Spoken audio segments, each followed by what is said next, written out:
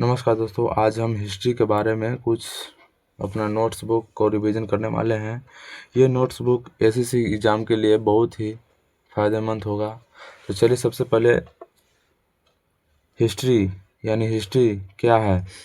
किसी व्यक्ति, समाज अथवा देश से संबंधित महत्वपूर्ण, विशिष्ट व सार्वजनिक क्षेत्र की घटनाओं, तथ्यों आदि का कालक्रमिक विवरण यानी क्रोनोलॉजिकल डिस्क्रिप्शन यानी फादर ऑफ हिस्ट्री। इतिहास का पिता किसे कहते हैं? हेरोडोटस। हेरोडोटस को इतिहास का पिता कहा जाता है। हम पढ़ेंगे इसमें एंशिएंट हिस्ट्री के बारे में। हिस्ट्री ऑफ एंशिएंट इंडिया यानी प्राचीन भारत का इतिहास। हमारा पहले का इतिहास जो कि 2500 बीसी से 1947 एडी तक है। 2500 बीसी का मतलब बिफोर क्राइस्ट, बीसी का मतलब बिफोर क्राइस्ट, जो कि ईसा मसीह का जन्म से पहले को बीसी कहा जाता है, और ईसा मसीह के जन्म के बाद को एडी कहा जाता है। एडी का मतलब एनो डोमिन।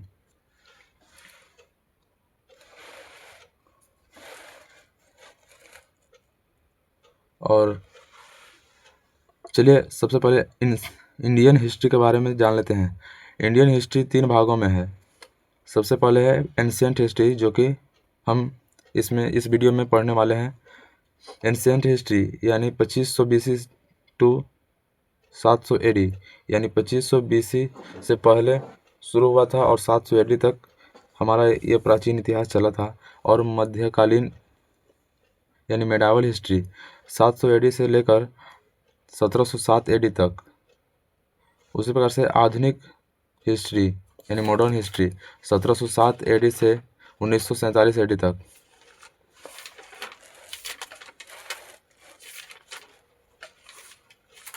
ग्रेगोरियन कैलेंडर के अनुसार यहाँ पास ईसा मसीह का जन्म हुआ था, यानी शून्य पर ईसा मसीह का जन्म हुआ था।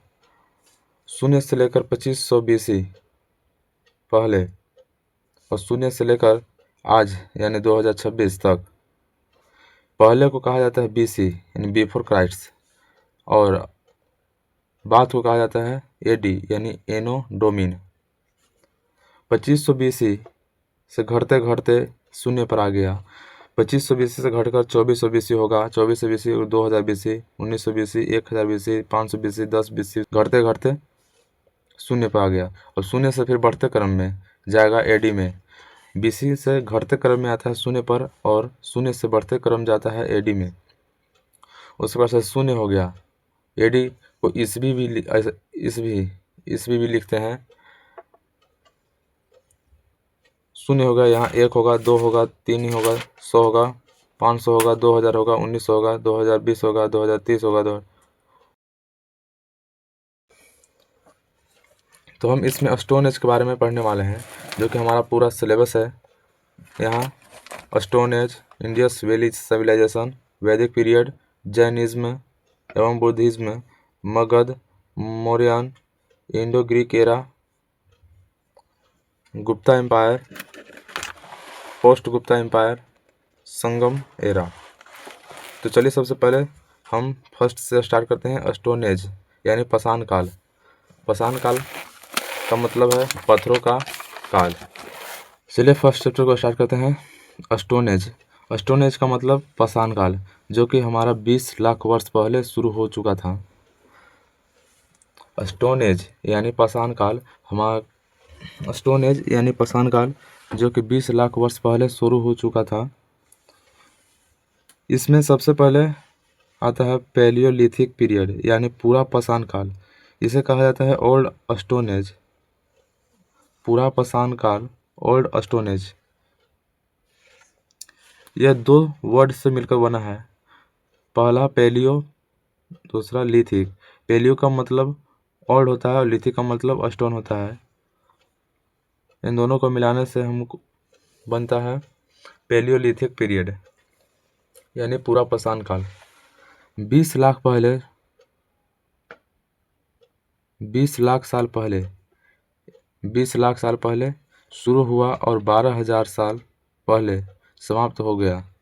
यानी जो हमारा पाषाण काल था वो 20 लाख साल पहले शुरू हुआ था और आज से 12,000 वर्ष पहले समाप्त भी हो चुका था। उसी प्रकार से मीजोलिथिक पीरियड यानी दूसरा, इसे कहते हैं मध्य पाषाण काल। इसे कहा जाता है मिडिल स्टोन एज। ये था हमारा ओल्ड स्टोन एज, ये था हमारा मिडिल स्टोन एज। यह भी 2 वर्ड से मिलकर बना है, मीजो प्लस लिथिक। मीजो का मतलब मिडिल होता है, लिथिक का मतलब स्टोन होता है। यानी यह काल जब समाप्त हुआ था, समाप्त होने के तुरंत बाद यह काल स्टार्ट हो गया था, यानी 12,000 वर्ष पहले शुरू हो गया था। यानी 12,000 वर्ष से 10,000 वर्ष पहले समाप्त, यानी आज से लेकर 12,000 वर्ष पहले शुरू हो गया था और आज से लेकर 10,000 वर्ष पहले यह समाप्त हो गया था। उसी प्रकार से यहाँ नियोलिथिक पीरियड है। नियोलिथिक पीरियड का मतलब नव पाषाण काल, इसे कहा जाता है न्यू स्टोन एज। यह भी 2 वर्ड से मिलकर बना है, नियो प्लस लिथिक। नियो का मतलब न्यू है, लिथिक का मतलब स्टोन है। ये हमारा 10,000 वर्ष पहले शुरू हो चुका था।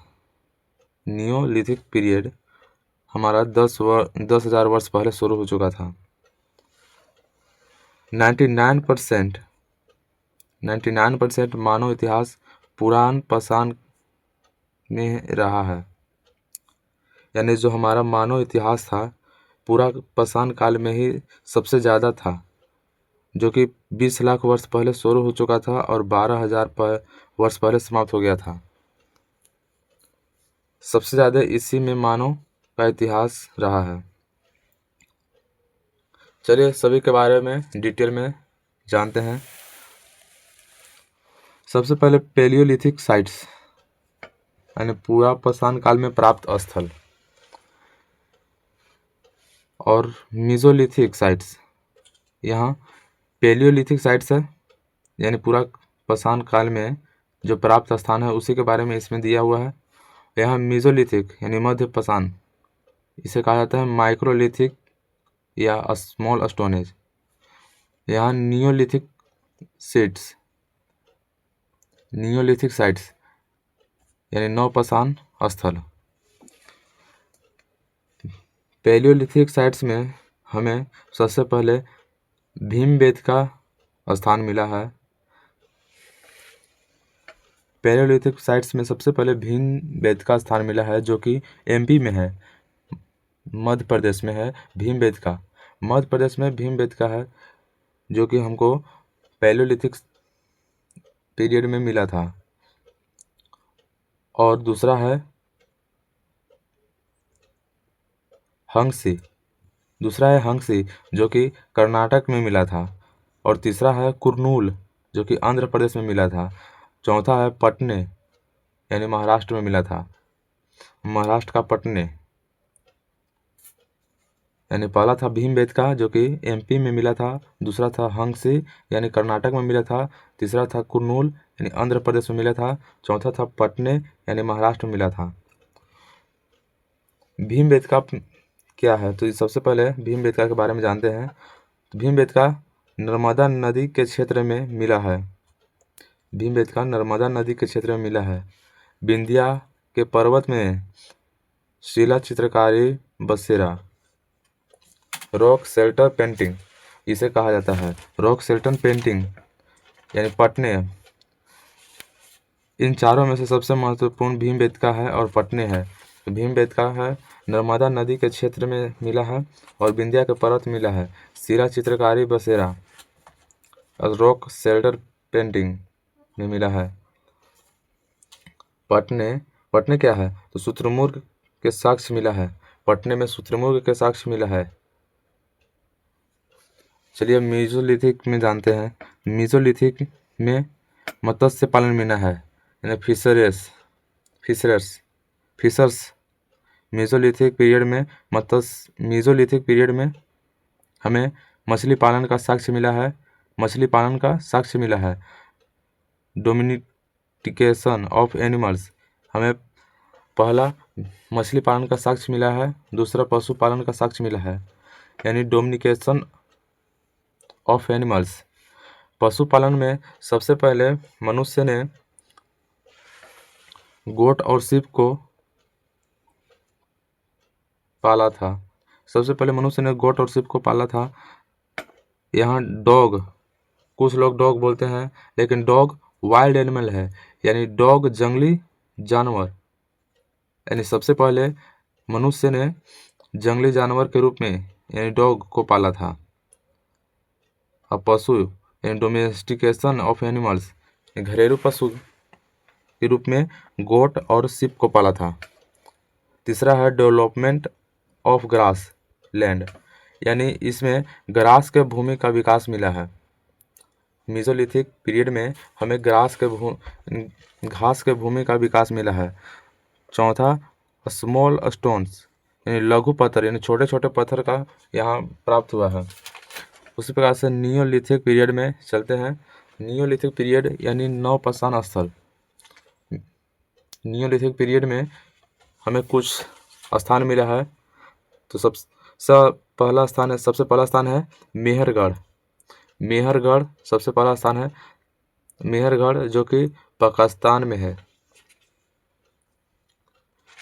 पहला है मेहरगढ़, मेहरगढ़ जो कि पाकिस्तान में है। दूसरा है बुर्ज होम जो कि कश्मीर में है। तीसरा है चिनाट जो कि बिहार में है। चौथा है कोलदीवा जो कि हमारा यूपी में है। पांचवा है हलूर जो कि कर्नाटका में है। छठा है पीएमपल्ली जो कि तमिलनाडु राज्य में है। सातवां है दावोजली जो कि असम में है। जो कि असम में है। इसमें से सबसे पहले बुर्जहोम देखते हैं। तो बुर्जहोम क्या है, तो यहाँ पीट डिवेलिंग हाउस मिला है, यानी भूमिगत छोटे मचान नहीं। बुर्जहोम में हमें पीट डिवेलिंग हाउस यानी भूमिगत छोटे मकान, भूमि के अंदर छोटे छोटे मकान मिला है।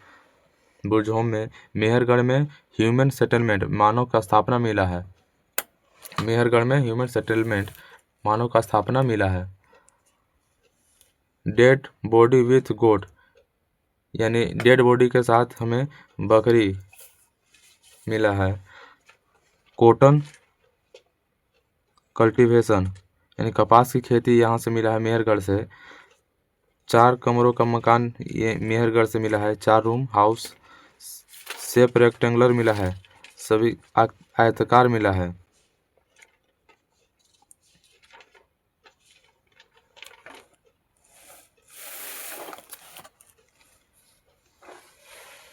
यहाँ पहिया मिला है, इन्वेंशन ऑफ पहिया। यहाँ पहिया मिला है मेहरगढ़ में। राइस की खेती मिली है मेहरगढ़ में। मेगालिथिक पीरियड यानी बड़े बड़े पत्थर का समय कहा जाता है महापाषाण काल।